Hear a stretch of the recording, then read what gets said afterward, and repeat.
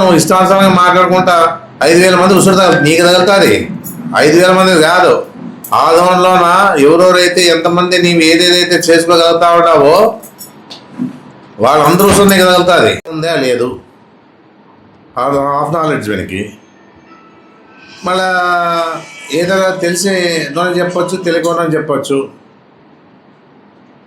మరి ఇట్లున్నప్పుడు ఏదైనా ఉన్నా రుజువులు చూపించాల. నీ పక్కన ఒక రైతు లేడు, నువ్వు మాట్లాడేటప్పుడు ఒక రైతు లేడు.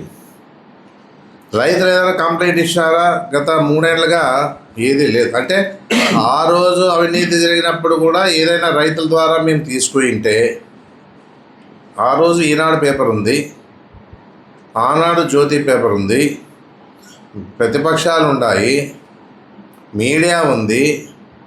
ఇన్ని రకాలుగా ఆందోళనలో ఉన్నప్పుడు ఒక్కరైనా అంత అనుకూలంగా నాకు ఉండరు కదా రైతులు. మాకే అనుకూలంగా ఉండే పరిస్థితి ఏం కాదు కదా. రైతులకి ఎంతవరకు అయితే న్యాయం చేయగలిగినామో ఆడున్న అంటే దాదాపుగా ఆడుండేది 4 లక్షలు 5 లక్షలు రేట్ ఉంటే దానికి కలెక్టర్ గారు వచ్చేసి ల్యాండ్ అక్వైర్ చేసేందుకు వచ్చినప్పుడు రైతులు వాళ్ళ మధ్యలో జరిగిన సంభాషణలోన మేము కూడా ఏం చెప్పినాం కలెక్టర్ గారు అంటే, పెంచండి సార్, రైతులు ఇబ్బంది పడతారు, పొలం పోయిందంటే వాళ్ళకి ఇంకా వేరే విధంగా ఉండదు, ఏదైనా పెంచితే వచ్చిన దాంతోనే వాళ్ళు ఏదైనా చేసుకోగలుగుతారని చెప్పేసిన మాట వాస్తవే. కానీ ఈయన చెప్పే దాంట్లో అన్ని అవాస్తవాలు, ఒక్కటైనా వాస్తవం ఉందా అంటే ఏమి లే. ఒకటైనా నిజాలు చెప్పాలి కదా. ఎప్పుడైనా కదా 2 ఏళ్ళుగా చూస్తూ ఉన్నాము. ఈయన చేసేవన్నీ కూడా అవినీతిలో అన్నీ ఆయన ఏమైనా చేసుకోవచ్చు. ఇప్పుడు మన 10 లక్షల రూపాయలు కూడా బయట వచ్చింది. ఆ 10 లక్షల నుంచి మాట్లాడమాట దమ్ము ఉండాలా. తీసుకున్నాక దమ్ము ఉంటేనే చేయాలి పనులు. దమ్ము లేనివాడు తీసుకునేది వాస్తవమే, డైవర్షన్ పాలిటిక్స్ చేస్తాడు. లేదా మళ్ళీ మసీదు మీద పోయినాడు. మసీదులో నీకెందుకయ్యా మసీదుకు జోలికి పోయే అవసరం ఏముంది? అదొక సంస్థ, అది మైనార్టీలు ఉన్నారు, మైనార్టీల పరంగా జనాభా ఉన్నారు, జనాభా ప్రాతిపదికన వాళ్ళు ఉన్నారు. జనాభా లేకపోతే జనాభాలు వాళ్ళు చూసుకుంటారు. వాళ్ళు మైనార్టీలంతా వాళ్ళు ఏదైనా అన్యాయం జరిగినప్పుడు వాళ్ళు చూసుకుంటారు. డైవర్ట్ చేసాను, ఏమి సమాధానం చెప్పలేక తీసుకునేది నిజమే కదా. నువ్వు 50 లక్షలు అడిగిండేది నిజమే. 10 లక్షలు ఆయన ముస్లిం అయినా కూడా ఖురాన్ మీద పెట్టుకుంటాడు, భగవద్గీత మీద పెట్టుకుంటాడు, బైబిల్ మీద పెడతా అంటాడు, నీళ్లు పోసుకుంటా అంటాడు. అంత ధైర్యంగా నువ్వు చెప్పినావు, నువ్వెందుకు చెప్పలేకపోయినావు? ఏ గుడికి పోదాం, టెంపుల్లో కూడా ప్రమాణం చేస్తా అంటాడు. ఇవన్నీ వదిలేసి నువ్వు డైవర్ట్ చేసుకుంటా పోతా ఆదోని ప్రజలు మభ్యపెట్టేదానికి పెద్ద స్పీచ్ ఇచ్చాను. ప్రజలు కూడా ఆలోచించాలని చెప్తాను నేను. ఎందుకంటే ఏదున్నా కూడా ఆయన ఏమన్నాడు, 175 ఎకరాలు కొండేది వాస్తవమే, 13,50,000 రేట్ ఇచ్చిండేది వాస్తవమే. ఎవరి అకౌంట్లో పడినాయి ఇవి? ఎవరి అకౌంట్లో పడినాయి? రైతుల అకౌంట్లో పడతాయి. రైతులు ఎందుకు ఇస్తారు మాకు? ఇప్పుడు ఏదైనా ఉన్నా, అధికారులు ఏదైనా ఉన్నా వాళ్ళు ఏదో వాళ్ళ తరఫున ఏదో మాట్లాడుకోవచ్చేమో, కానీ ఎవరికి ₹1 ఇచ్చిన పరిస్థితి లేదు. రైతులు వాళ్ళ కష్టాలే వాళ్ళు దండిగా ఉన్నాయి. ఆలోచన లేకుండా చెక్ బుక్ తీసుకున్నాడు, అకౌంట్ లేకపోతేనే చెక్ డ్రా చేసేసినాడు అంటే అవన్నీ ప్రూఫ్ ఉండాలి కదా. నీ ఇష్టానుసారం మాట్లాడి ఇదేమన్నా నీ ఇల్లు అనుకున్నావేమో నువ్వు? నేను ఏ విధంగా మాట్లాడితే సరిపోతుంది నీకేం చెప్పేసి కూడా ఆలోచన చేసే పరిస్థితి ఎంతైనా ఉంది. 5,000 ఇప్పుడు జగనన్న కాలనీలో 5,000 ఇళ్ళు నేను కాంట్రాక్ట్గా మారిపోయాను. ఇది ఎవడైనా నమ్ముతాడు ఆదంలో? నేను కాంట్రాక్ట్గా మారిపోయినానంట, దాదాపుగా 100 కోట్లు ఒక బిల్లులు చేసుకొని తిన్నానంట, పొదుపు సంఘాల వాళ్ళతోన 30,000 రూపాయలు అధికంగా వసూలు చేశానంట. అవన్నీ డ్రా చేసుకొని దాదాపుగా 100-120 కోట్లు తిన్నామని చెప్పే మాట్లాడుతున్నావే. నీకు ఏమైనా ఇంత జ్ఞానం బుద్ధి ఉందా? నీకు బుద్ధి లేనివాడా? నువ్వు బుద్ధి లేని మాట్లాడుతున్నావు. నీవు చేసే తప్పుడు పనులు ఇవన్నీ ఉన్నాయి, మీడియా ద్వారా అన్నీ వస్తూ ఉన్నాయి. ఇప్పుడు ఎవరో పాపం ఆదంలో ఎప్పుడైతే 10 లక్షలతో నువ్వు తీసుకున్న తర్వాత ఆరోపణలు వచ్చిన తర్వాత 17 మీద సమాధానం మిమ్మల్ని అడిగినాడు. ఇవన్నీ నువ్వు ఆదరణలో చేస్తున్నావు, దీనికి సమాధానం అంటే దానికి సమాధానం లే. ఆ పిల్లోడు ఎవరో పెట్టిన వ్యక్తి చాలా ఆలోచించే పెట్టాడు. దాని మీద సమాధానం లే, 10 లక్షల మీద సమాధానం లే. మీ ఆధార్ కార్డు మార్చి కబ్జా చేస్తే సమాధానం లేదు, బతికున్నోడు చంపి రిజిస్టర్ చేసుకుంటే సమాధానం లేదు, వాళ్ళ మీద కేసులు వేసా కూడా ఋతుమంత్రంగా మారిపోయినాయి. నీ చేతివాటం లేకపోతే ఇవన్నీ జరుగుతాయని చెప్పేసి అడుగుతా ఉన్నాను నేను. ఆదోళనలో ఎప్పుడు ఇంతవరకు కూడా ఏమీ జరగలే. మున్సిపాలిటీకి పోతే అప్రూవల్ పెడితే ఎమ్మెల్యే తెగండి, ఎమ్మెల్యేని కలండి. ఎందుకు కలాలి నిన్ను? అంటే నీ సంతకం పెడితే ఏమన్నా అడే అప్రూవల్ అవుతుంది ఏమన్నా?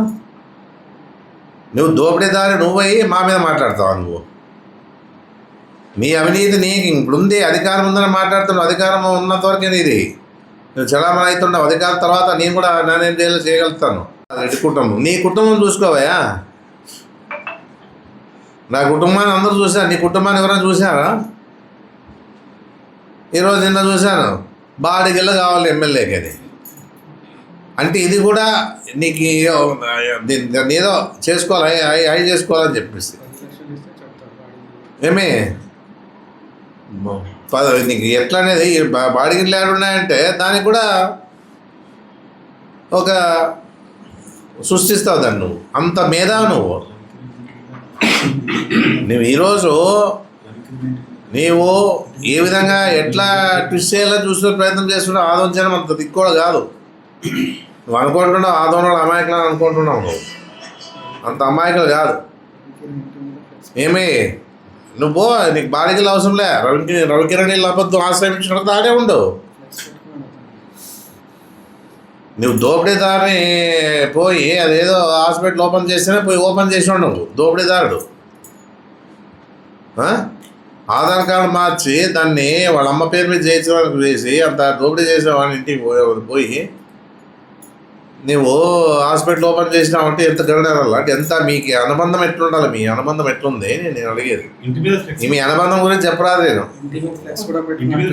కిరణ్ ఇంటి మీద ఫ్లెక్సీనే వెలిసింది ఇది. అంటే మీ అనుబంధాల గురించి చెప్పే అవసరం లే. మేము ఏ విధంగా అనుబంధం అనేది కూడా అందరికి తెలుసు బాగా. ఆదంలో నేను చెప్పరాదు అవన్నీ కూడా. ఏదో నేను గొప్పగా మాట్లాడుతున్నానులే, నన్ను మించిన లేదో నువ్వు అనుకుంటున్నావు. నీ అన్ని చెత్త మాటలన్నీ ఎవరు వినే పరిస్థితులు లేరు. నీ చెత్త మాటలు ఎవరు వినే పరిస్థితి కూడా లేరుడా. పని చేయాలో మాట్లాడుకోవాలి. పనిలే కదా ఏంలే.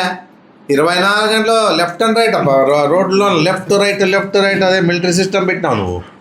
నీ పరంగా ఆ సబ్ కలెక్టర్, ఆ తహసీల్దారు, ఆ విఆర్ఓ. ఏమయ్యా నీ దోపిడీ? పోతావు అన్ని పట్టాలు ఉండే వాళ్ళకి పోయి నువ్వు ఇవన్నీ అసైన్డ్ భూములు ఎట్ట కట్టుకుంటువి, ఏం కట్టుకుంటువి? ఇంత భూమి ఉంది, ఎకరా భూమి అంటే ఎకరా అంతే ఇండస్ట్రీ తెస్తాడంట. ఇంత మేధావిని ఆడ చూడాలి. ఎకరా ఉంటే ఎకరా అంత ఇండస్ట్రీ తెస్తాడంట. 5 ఎకరాలు ఉంటే 5 ఎకరాలు అంత ఇండస్ట్రీ తెస్తాడంట. ముందుగా ఇంతవరకు ఏం చేసినావు చెప్పు అంటే అడిగేది. నీకు అందరిని పిలిపిస్తావు అనమాట. పట్టేజారి వాళ్ళు పిలిపిస్తావు. నువ్వు ఏమనుకుంటున్నావు అంటే చెప్తే కదా, గతంలో కూడా చెప్పినా లేదు తెల్ల. కానీ నువ్వు అనుకుంటుండేది ఏమంటే నాకు ఫర్టిలైజర్స్ వాళ్ళు డబ్బులు ఇస్తున్నారు, ఫ్యాక్టరీ వాళ్ళు డబ్బులు ఇస్తున్నారు, మార్కెట్ వాళ్ళు డబ్బులు ఇస్తున్నారు, నేను షరా బజార్ వాళ్ళు డబ్బులు ఇస్తున్నారు. బాగా ఇప్పుడు నేను దోపిడీ చేస్తున్నావు. నీకు రెవెన్యూ వాళ్ళు ఇవ్వాల్సి ఉందే డబ్బులు. నెలకు 3 లక్షలు ముడుతుందని తెలుసు నాకు. తర్వాత రిజిస్టర్ ఆఫీస్ వాళ్ళు డబ్బులు ఇవ్వాల్సి ఉందే నీకు. అన్ని కాంట్రాక్ట్లు చెప్తే కదా కాంట్రాక్ట్లు ఇస్తున్నారు. మామూలు లేదు కాంట్రాక్ట్లు కూడా ఇన్ని కూడా. బంగారు షాప్ వాళ్ళు డబ్బులు ఇస్తున్నారు కానీ వినికిడి. రైస్ మిల్ వాళ్ళు పిలిపిస్తావు, ఏం నాకేం లేదా అంటావు. అదే మనం చెప్తే రిజిస్టర్ ఆఫీస్ అందరూ కూడా ఈ విధంగా దోపిడీ చేసేది నువ్వా? మేము చేస్తున్నాం ఏమన్నా? మాట్లాడి జాగ్రత్త నేర్చుకో. నువ్వు ఏదన్నా ఉన్నా కొని నీ హోదా ఎన్నాళ్ళు ఉండదు. ఈ అహంకారానికి పోతే ఎన్నాళ్ళు ఉండదు అది. ఇంక 2 ఏళ్ళు అయిపోయింది, ఇంకో 2 ఏళ్ళు అంతే. తర్వాత ఏమో ట్రయల్ అంటే సినిమా చూపిస్తాడు. ఏం చూపిస్తావు నాకు సినిమా? నీవు ఈ ఊరు కాదు వచ్చిండేది, నువ్వు వలస పక్షి. నువ్వు బీజేపీ వాళ్ళే నిన్ను అసహించుకునే పని చేస్తా ఉన్నావు. నువ్వు అసలైన బీజేపీ వాళ్ళు ఎవరు లేరు. కష్టపడిన వాళ్ళు పాపం ఎంతో కష్టపడిన వాళ్ళు వాళ్ళు అసలు ఎవరు కనపడటంలే. మా పార్టీలో నుంచి పోయిన వాళ్ళే నీకు దగ్గర ఉన్నారు, నీకు సలహాలు ఇస్తుంటే నువ్వు వాళ్ళ బాటలో నడుస్తూ ఉన్నావు. నువ్వు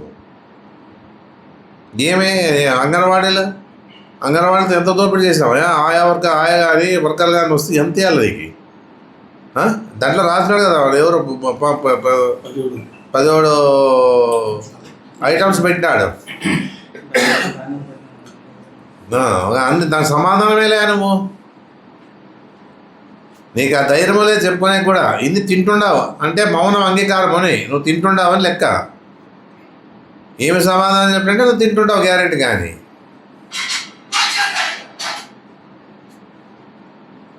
ఏం మాట్లాడుతున్నావు అనేది కూడా తెలుసుకొని మాట్లాడుకోవాలి. ఏదో నేను గొప్పగా మాట్లాడుతానులే, జనమంతా చూస్తున్నారు, నేను ఏం మాట్లాడితే అదే కరెక్ట్ ఉంటా అని చెప్పేసి అనుకుంటున్నావు. కాదయ్యా, ఇప్పుడు దాదాపు 2022లోనో 2023లోనో తీసుకున్నాను భూమి. అది నేనేం దాంట్లో ఒక్కరోజు కూడా పోయి రైతులు కూర్చోబెట్టి నేను మాట్లాడలే.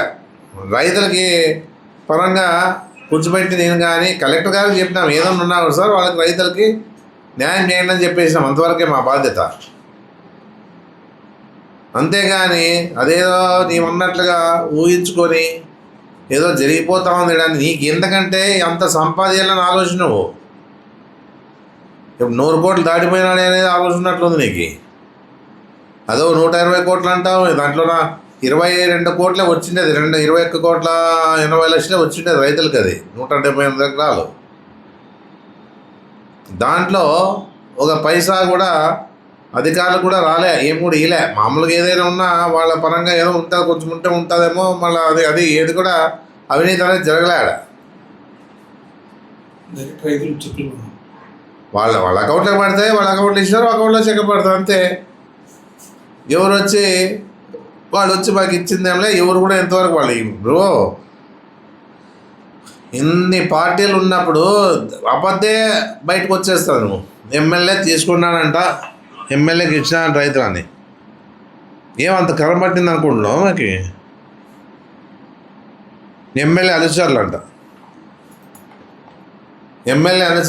ఎమ్మెల్యే కుటుంబము అంటే సాయి ప్రసాద్ రెడ్డి కుటుంబం అంట అనుచరులు అంట. నేమన్నీ మాటలకే పరిమితం అయిపోయింది అంతా కూడా.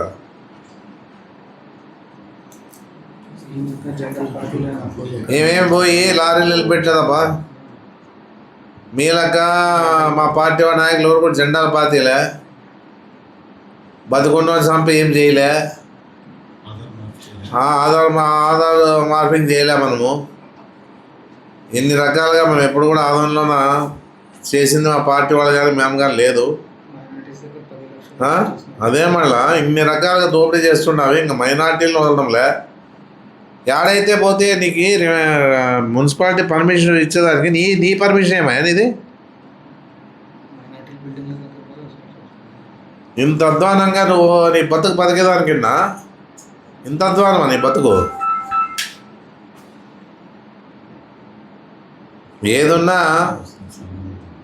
ఏదో వింటాలే అని చెప్పేసి మాట్లాడకపోవద్దు. వింటుండాలి వీళ్ళు వింటున్నారు అనేది మాట్లాడకపోతుందండి మీరు. మీ వరకు ఏదో పెద్ద ప్రెస్ మీట్ అంటే ఏదో అనిపిస్తారు అనుకోండి. మేదో ఇదేమో పెద్ద ఇష్యూ జరిగిపోయినట్లా అయితే గవర్నమెంట్ ఉంది, తప్పు చేయకపోయినా ఇప్పుడు ఎన్నో జరుగుతూ ఉన్నాయి. ఏమవుతుంది? న్యాయ పోరాటం చేస్తాం, దాంట్లో ఏముంది? నిజాలు అనేది ఉంటే అది ఉందంటే మేము తప్పకుండా సహకరిస్తాం, ప్రాబ్లంలే. తీసుకున్నామంటే తీసుకునేద్దామనే ధైర్యం మాకుంది, నీకు లేదు. అది మొన్ననే మాకు మీ వీడియో చూస్తుంది. అది నీవు రెవెన్యూ డిపార్ట్మెంట్ వాడు నీవు దాన్ని ఏందనుకుంటున్నావా నువ్వు? తమాషా అనుకుంటున్నావా నువ్వు? సిగ్గుసరం ఉందా నీకు అసలుకి మాట్లాడేదానికి? పోతావు, కాంట్రాక్ట్లు ఎవరని కూడా తెలియదే నీకు? కాంట్రాక్ట్ని ఎవరు అరేంజ్ చేశారని కూడా తెలియదే నీకు? కాంట్రాక్ట్ అవతరం నేను ఎత్తలే. ప్రభుత్వం ద్వారా కలెక్టర్ గారు కాంట్రాక్ట్తో మాట్లాడి స్టార్ట్ చేయించింది అది. ఏమన్నా నీకు బుద్ధి జ్ఞానం లేకపోతే మమ్మల్ని అడుగు, చెప్తాం. హౌసింగ్ కూడా ఉండారు, వాళ్ళు అడుగు. ఏమైనా నీకు చెప్తాను, నీకు ఎవరు కాంట్రాక్టర్లు అని చెప్తాం వాళ్ళు. రైతులను అడుగు, ఏమైనా దాంట్లో ఇంటర్ఫీరెన్స్ అయినా అని చెప్పేసి రైతులను అడుగు. ఒక రైతను వచ్చి అంటే రైతులు భయపడే వాళ్ళు కాదు వాళ్ళు. ఎవరు భయపడరు, నువ్వు అనుకుంటున్నావు ఆదోళనలో ఎవరు భయపడరు. ఇంతమంది ఎమ్మెల్యేలైనా కూడా ఏ రోజు కూడా ఈ విధంగా ప్రవర్తన ఉన్నవాళ్ళు ఎమ్మెల్యేలు ఎవరు లేరు ఆదోళనలో. మీ ప్రవర్తనే తీరు వేరే ఉంది. నీవు చెప్పడు మాటలు వింటావు. ఇంతవరకు 2 ఏళ్ళు అయింది. దోపిడీ అంటావు, కబ్జా అంటావు. ఎక్కడ కబ్జా? నీకు కర్మ పట్టింది, పోతావు చూడి. రెవెన్యూ వాళ్ళకి ఆర్డర్ వేసి రెవెన్యూ వాళ్ళ ద్వారా చేసే పనులన్నీ నీవు రోడ్లలో నడుచుకుంటూ ఏదో గొప్ప పని చేస్తున్నట్లా నువ్వు ఆదోని డెవలప్మెంట్ వదిలేసినావు, పక్కకు పెట్టేసినావు. ఆదోని ఆటో నగర్ మర్చిపోయినావు, ఆదోని రోడ్లు డెవలప్ చేసే కార్యక్రమాన్ని మర్చిపోయినావు. నువ్వు ఇచ్చిన ఏదేదైతే ఆ రోజు ఎలక్షన్లో చెప్పినావో, ప్రామిసులు చేసినావో ఒక్కటి కూడా నువ్వు చేయలే. నీకు అమిత్ షా అంటావు, మోడీ అంటావు, మీనాక్షి నాయుడు కాలు పట్టుకున్నావు. ఎమ్మెల్యే వరకు ఒక రకంగా ఉన్నావు, ఎమ్మెల్యే అయినాక ఒక రకంగా ఉన్నావు. ఎమ్మెల్యే అయినాక ఎవరికి ఎవరా తీరి అన్నట్లా నీవు ప్రయత్నం చేస్తూ ఉన్నావు. నీ కథ ఏమో నీవు చేసుకుంటా పోతా ఉన్నావు. నేను 26 కోట్లు ఖర్చు పెట్టినా నాకు 50 లక్షలు వడ్డీ కట్టాలి అంటావు. ఇవన్నీ టాక్ వస్తూ ఉంది బజార్లో. మేము ఎప్పుడు కూడా ఇన్ని కోట్లు ఖర్చు పెట్టుకున్నా కూడా ఇన్ని పెట్టినామని ఎప్పుడు చెప్పలేము. మేము మాకు ఈ ఆదాయం కావాలని చెప్పేసి కూడా ఎప్పుడు కోరుకోలేము. మేమంతా కూడా మా వరకు మేము ప్రజాసేవ చేయాలని వచ్చాము అంతవరకే, కానీ దోపిడీ చేయాలని రాలే. ఇసుగా దోపిడీ చేస్తావు, గరుసు దోపిడీ చేస్తావు, పిల్లోళ్ళు తినే కోడిగుడ్లు దోపిడీ చేస్తావు నువ్వు. నీ బతుకు కాంట్రాక్ట్ ఎవరికైతే ఇచ్చినావో వాళ్ళే వచ్చి నా దగ్గర చెప్పిపోయినారు. స్టేట్మెంట్ కూడా ఇచ్చేదానికి రెడీగా ఉన్నారు వాళ్ళు. రియల్ ఎస్టేట్ చేస్తే డబ్బులు ఇవ్వాలా, బ్రాంతి షాప్ వాళ్ళు డబ్బులు ఇవ్వాలా, కాంట్రాక్ట్లు డబ్బులు ఇవ్వాలా, ఆ కాంప్లెక్స్ నిలబెట్టి డబ్బులు తిని ఆదోని డెవలప్ గురించి కానీ మాట్లాడుతున్నావా నువ్వు? నీళ్ళు అమ్మేవాడు డబ్బులు ఇవ్వాలా? ఇంకా చెప్పుకోరాదు. ఏదో పోతావో, అసైన్ ల్యాండ్ అంటావో, ఏదో అంటావో, ఏదేదో పోతావో. పొద్దున పోతావు, రాత్రి 11 గంటలకు వాకిలు తీసింటావు. 11 గంటలకే నీ ఇంటికి రావాలి. వారికి వచ్చి నీకు కప్పం కట్టేదానికి. ఇన్ని రకాలుగా నీ వ్యవహారాలు చేసుకుంటూ నువ్వు మా మీద ఆరోపణలు చేస్తావు. ఏముంది దీంట్లో? ఒకవేళ సరే ఏదో అనుమానాలు ఉంటే ఎంక్వైరీ చేసిన దాంట్లో తప్పలే. దాంట్లో తప్పేముంది? మనం దాంట్లో ఇంటర్ఫీరెన్స్ అయిపోయి ఎవరో మన రైతులు వచ్చి మనతో వచ్చి కలిసి మాట్లాడి ఏదైనా ఇచ్చినారా లేదా అనేది వాళ్ళు చెప్పాలి, నువ్వు కాదుగా చెప్పాల్సి ఉండేది. ఇప్పుడు హౌసింగ్లో ఇండ్లు కట్టిన వాళ్ళు 5,000 ఇండ్లు కట్టినా కూడా వాళ్ళు వచ్చి వాళ్ళు మొరబెట్టుకోవాలి. ఇట్లా పలానా వాళ్ళు కాంట్రాక్ట్ చేశారు, వాళ్ళు వచ్చి ఏదో వాళ్ళు మొరబెట్టుకోవాలి. కానీ అన్నీ నీవే చెప్తావు. పోతావు, ఆ ఇండ్ల దగ్గర పోతావు, రాని దాన్ని కూడా గెలుపుతావు. పెరుగుతున్నావు దాన్ని పెరిగేదానికి ప్రయత్నం చేస్తున్నావు. ఇది చూడండి ఇట్లా అనేదానికి అది రాలేదు, ఎట్టెట్లది మళ్ళీ పైన క్రాక్ ఇచ్చింది కూడా అంటావు. సొంత ఇండ్లు అయినా ఎవరు లేకపోతే, ఒక సంవత్సరం లేకపోతే క్రాక్లు ఇస్తాయి, మెయింటెనెన్స్ లేకపోతే. అన్నీ అంతే. టిట్కో ఇంట్లో చూడుకోండి, టిట్కో ఇండ్లు కట్టినారు కదా అప్పట్లో. మరి టిట్కో ఇండ్లు కూడా అంతే, ఎవరు లేకపోతే పడిపోతాయి అవి. దానిసేపు నో డౌట్. అది ఎందుకు నీ తాపత్రయం నాకు అర్థం కాలే. అయిపోయింది, గ్రాఫ్ పడిపోయింది. ఆ గ్రాఫ్ పడిపోయిందానికి ఎట్లేళ్ళ పైకి చూస్తున్నావు. జపం చేస్తావు, సాయి ప్రసాద్ రెడ్డి, సాయి ప్రసాద్ రెడ్డి, సాయి ప్రసాద్ రెడ్డి, సాయి ప్రసాద్ రెడ్డి. రాత కల్లో కూడా వస్తానండి నేను.